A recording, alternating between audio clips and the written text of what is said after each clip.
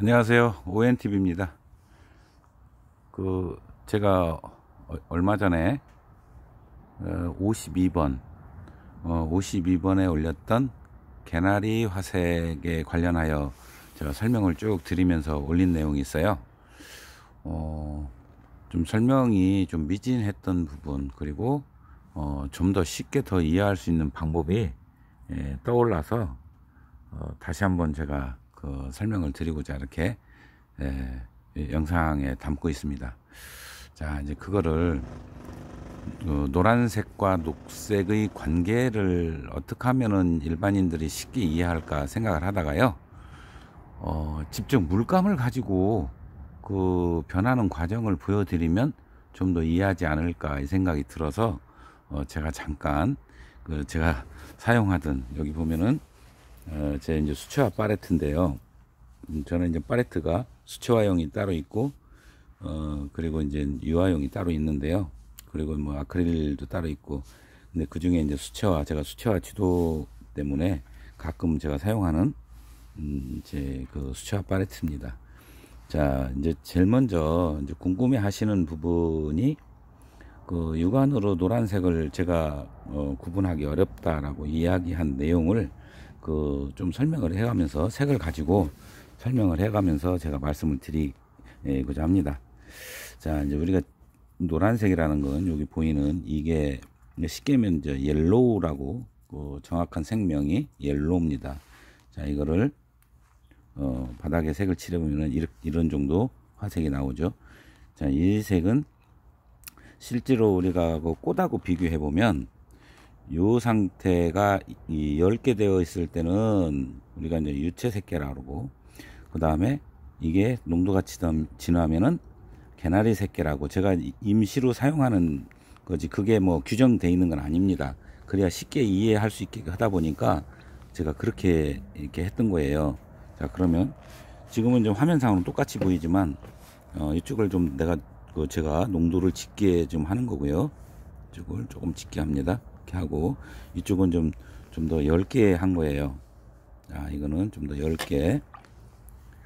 자, 요런 정도. 요런 상태인데요. 저는 동영상만 촬영하면 전화가 옵니다.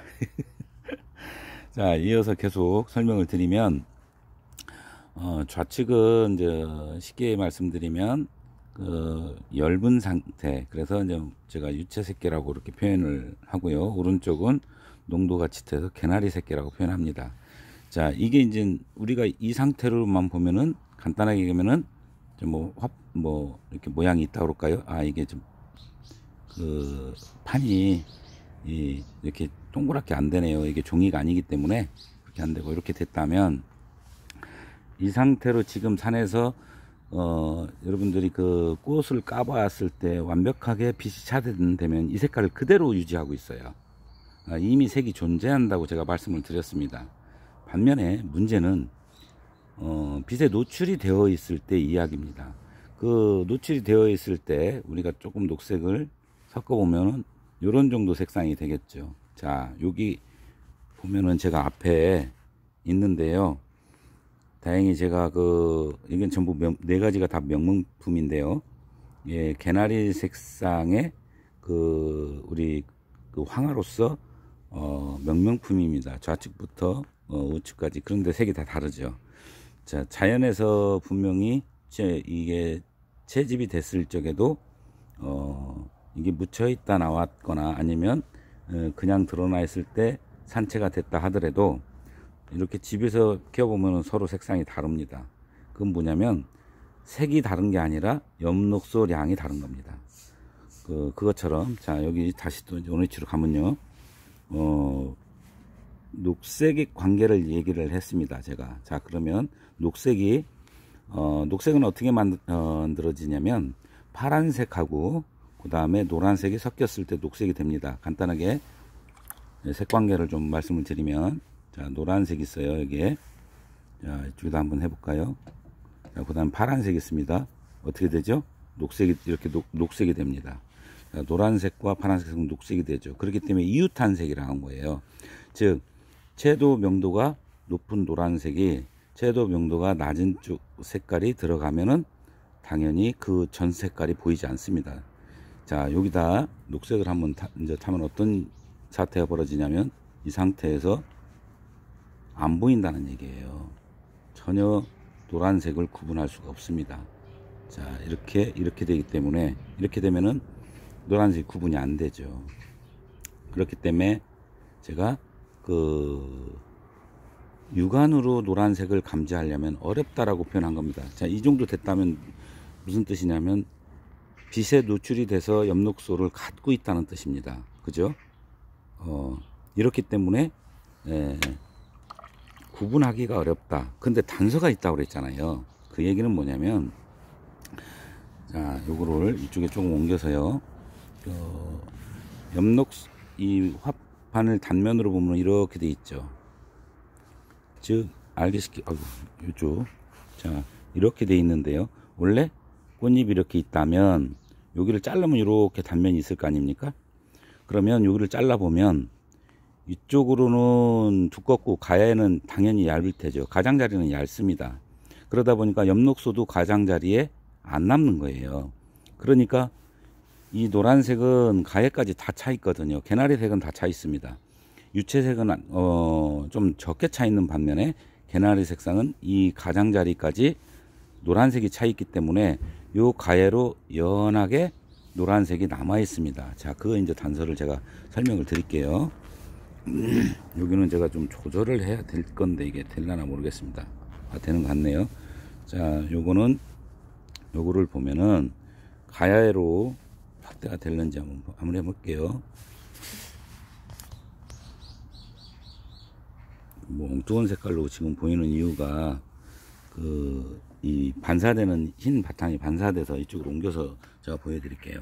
자, 여기서는 좀 보이죠? 자, 확대를 해서 보면 가장자리로 노란색이 보이죠. 가장자리. 이거를 뭘로 제가 찍어서 딱 보여드려야 되는데,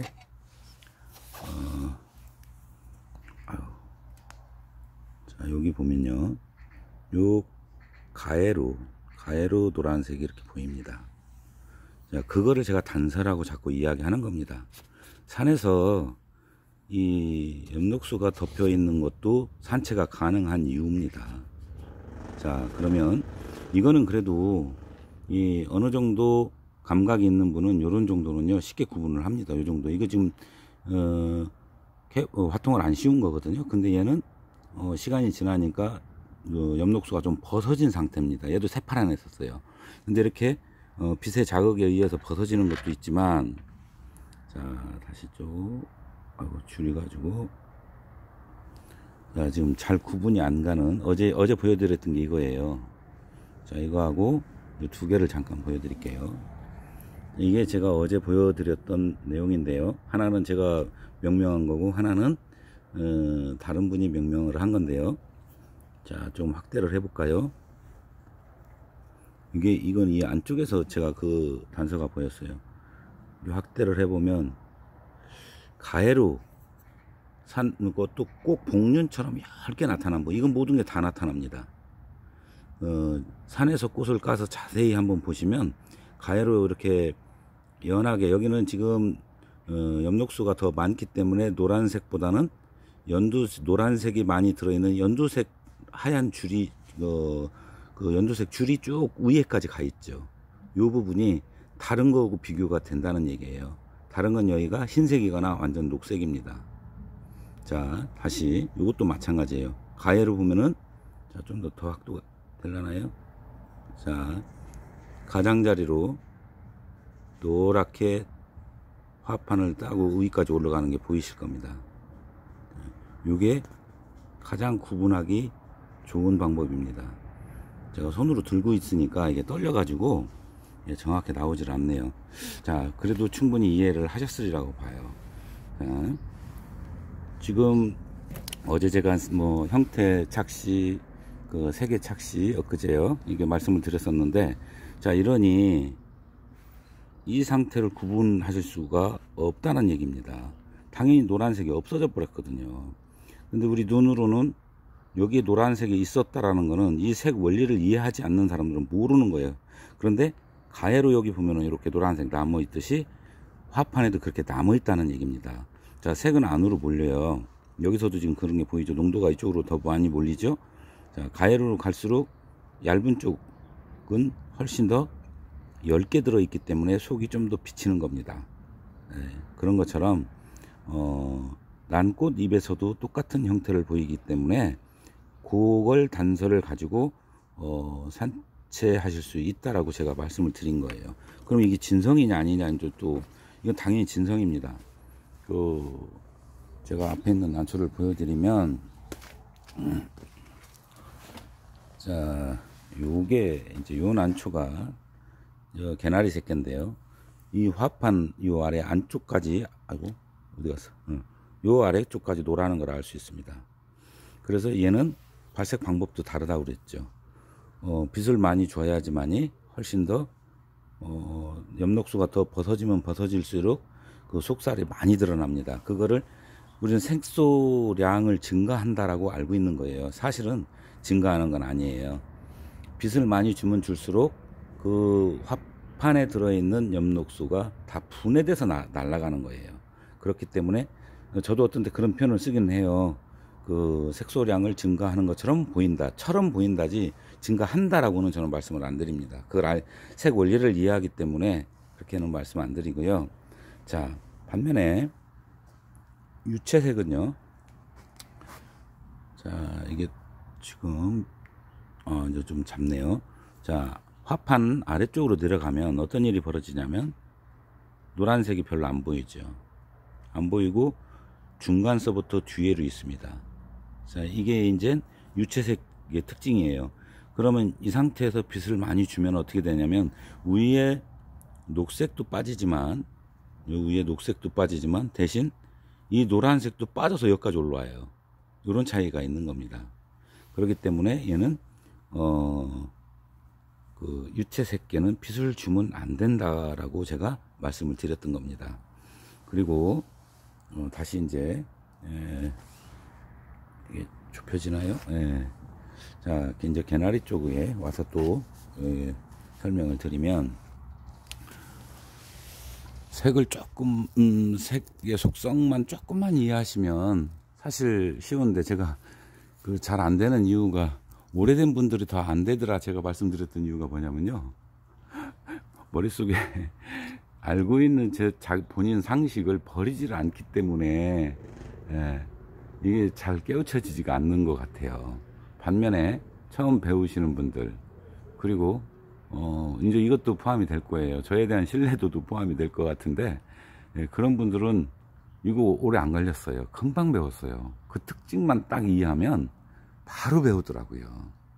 그래서 자, 이제 제가 그 말씀도 드렸는데, 보령 인근, 그리고 또 보령 인근 그 군시에 유독이 황화가 전에 많이 나왔습니다. 90년대 초 중반, 2000년대 초까지는 뭐 심심하면 이렇게 하나 정도 산채가 가능할 정도로 흔하게 나왔었는데, 지금은 안 나오더라고요. 아무리 뒤져도 작년 올해 제가 못 만났는데요.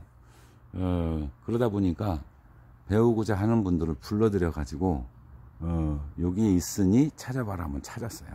그렇게 해서 배운 분들이 있습니다. 자, 이게 도움이 또 될라나 모르겠어요. 엊그제 제가 설명한 내용 중에 색에 대한 착시 관련해서 이제 형태에 대한 착시는 보여드렸잖아요. 빨간 펜말 똑같은 길이를 어떻게 놓여 있느냐에 따라서 더 길어 보이고 짧아 보이는 거. 색은 왜 엽록소 그 녹색이 있으면은 노란색이 안 보이는지. 물론 이제 이건 좀 비치는 것도 되니까, 그러면 이렇게 생각하시면 돼요.